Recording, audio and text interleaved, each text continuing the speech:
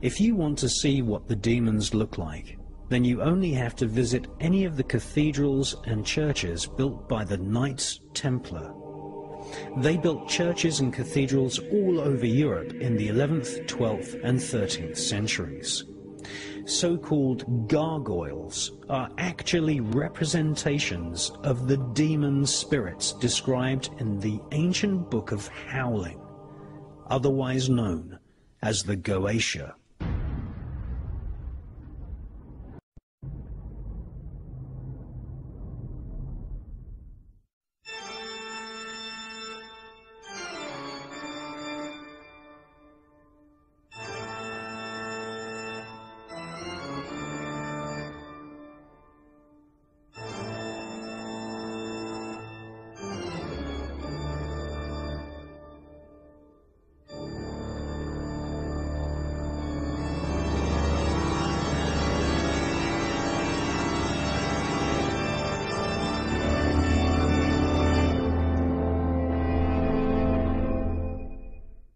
So what we're doing is we're secretly filming, well, sort of fairly secretly filming. They won't allow me to film in here properly. They keep harassing me every time I bring a camera in here.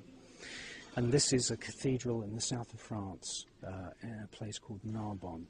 And this cathedral, like many other cathedrals, was designed by the Knights Templar and sympathizers of the Knights Templar. Now we know through the confessions of the Knights Templar that they were involved in black magic, and they had idols called Baphomets, and you know, really the big joke about these cathedrals is that people pay thousands of pounds to come on pilgrimages, say from Germany or Yugoslavia or somewhere, and they pay thousands of pounds for a pilgrimage to these cathedrals in the south of France, and people think they're going to have a wonderful Christian spiritual holiday. Well, that's far from the truth. The truth of the matter is that this is a Kabbalistic temple, and it contains carvings of most of the demons that you find in ancient magical scriptures, such as the Ars Goetia, the Testament of Solomon, the Clavicule of Solomon, and many of the other magical texts that have made their way into Europe from ancient Babylon, ancient Chaldea, which is a province of Babylon, and from Sumeria as well.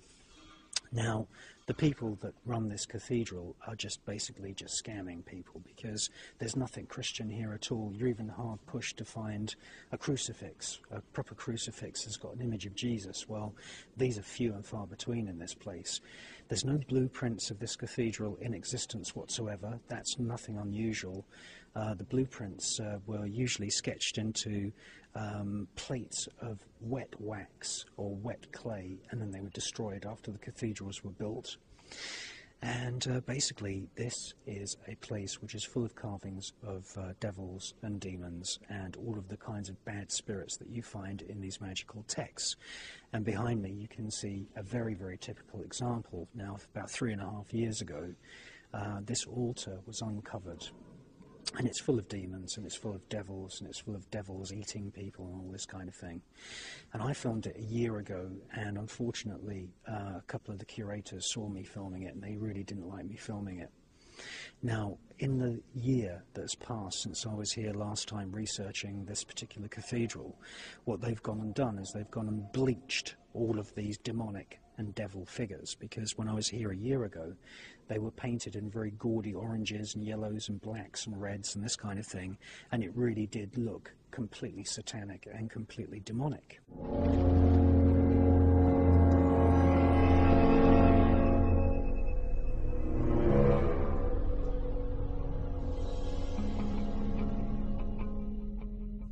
So what they've done in the last year is they've gone and bleached all of that paint off to try and make it sort of blend in with the rest of the cathedral.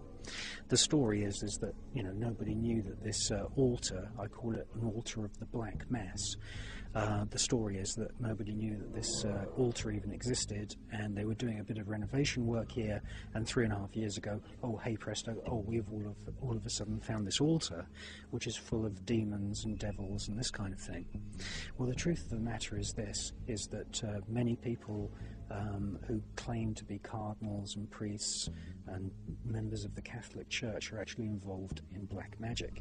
And there is such a thing as a black mass. Now, the black mass is exactly the same as the Catholic mass, except everything is reversed. And instead of praising Jesus and God, they praise Satan and Lucifer. And I believe that what we've got here is we've got a typical example of one of these cathedrals that was funded and built by black magicians such as the Templars. And we've got an altar here, which is where black masses would have taken place. And you see humans being eaten by demons and this kind of thing. Now, we're going to have a little tour as far as we can with the curators keeping an eye on us, and I'm going to show you some of the demons which you find in typical magical texts such as the Testament of Solomon, the Clavicule of Solomon and the Ars Goetia, and you can actually find all of those demons and devils in this cathedral. Now, before we go on the tour, I'm just going to show you some of the features of this actual altar. And the thing to bear in mind is that this would have been used, this altar with the statues of the demons and the devil, would have been used as some kind of visual aid to a satanic priest who would have, explained to people, this is what the devil looks like, these are the demons, and probably given their names. Now, for the Christian congregations, who were basically illiterate peasants who would have come here, they would have probably explained away the existence of this altar by saying, this is what's going to happen to you if you don't give money to the church. You're going to go to hell and all this kind of thing. Or the other possibility is that nobody even knew that this altar to the Black Mass existed, and they may have even kept it covered up. It's not until you zoom in that you can really see how evil the whole thing is. There's all kinds of winged demons, griffins, devils. If there's any humans depicted, then they're usually depicted as being boiled or eaten, or having their limbs crushed and broken. What about these figures up here? Are they saints or are they just... Well, they're meant to be, but it's just basically a cover story for having this evil altar. You see griffins there, all kinds of weird things. And then, yeah, at the centre of this entire horrible altar, you've got this mouth of a monster with another monster inside, and to the left of the monster inside the mouth, there's a cauldron full of people being boiled, and other people, and there's people being hung as well. You may, ask yourself, what's this actually doing in a church? It's so evil. It's like a kind of medieval version of a Hammer House of Horror movie. There's a cartload of people that are going to be probably eaten or killed in some horrible fashion. And it's important to remember that the Knights Templar were very, very much involved in the design of these kinds of cathedrals. And it's no wonder that guilds of Freemasons were formed, and they secretly worked on these buildings and then destroyed all of the blueprints. But all the paint, as you can see behind, it was painted in very, very gaudy colours. And what's happened in the year since I was here last is that all that paint's been bleached off to try and make it blend in with the rest of the cathedral, I suppose in order to stop people like me from asking awkward questions. Now, the cover story is that you've got, some kind of Mary and Jesus figure standing on top of the devil. But as far as I'm concerned, it's strange that this altar was covered up and not known about up until 3.5 years ago.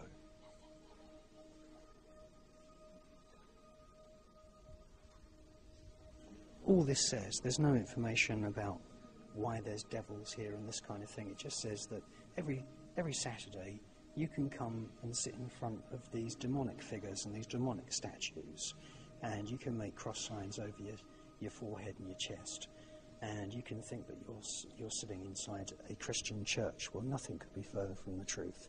why, out of all of these individual chapels in this gigantic cathedral, have they chosen this particular demonic kind of altar to have all of the Christian ceremonies?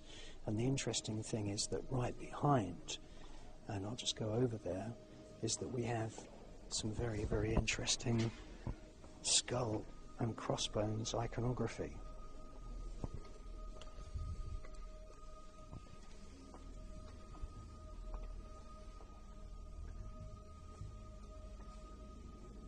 I don't think that's very Christian at all. The expressions on these monks, if indeed they are monks, I believe that they could be Knights Templar. As you can see, their expressions are very, very strange. They're passing on some kind of information to each other, or they're being given information, and the information they're being given is not to their liking. And there's some more of them here. These are very, very sort of demonic, nasty looking kind of monk figures. And they don't look happy at all. So you've got 6 very elaborate carvings there. Not a single one of these figures is happy. Now, to the left of these 6 rather dissatisfied, nasty looking monks, if that's indeed what they are, they look like black magicians to me, is that you have this even more scary face, which is passed off as being a cherub. Well, that's not a cherub at all. In the Ars Goetia, that's known as Volvac or Velak, and it's a demon spirit that appears as a child who usually rides on the back of a winged serpent or a winged griffin or a winged dragon. And so you can see that that is not the happy face of a cherub. It's been deliberately carved as an evil face, and in the left-hand pupil you can see that very clearly. And you say, well, where's the dragon? If that's meant to be Volak or Volvac from the Goetia, where's the dragon? Well, the dragon is right here, and there's 2 of them in symmetry. So that does not fit into the idea of an angel or a cherub. It's very, very demonic, and that sits on top of a plaque which has very, very serious and nasty skull and bones iconography. But there's larger griffins and dragons and larger sort of strange composite creatures which resemble the creatures which are described in ancient magical texts elsewhere in this cathedral. So let's take a look at them.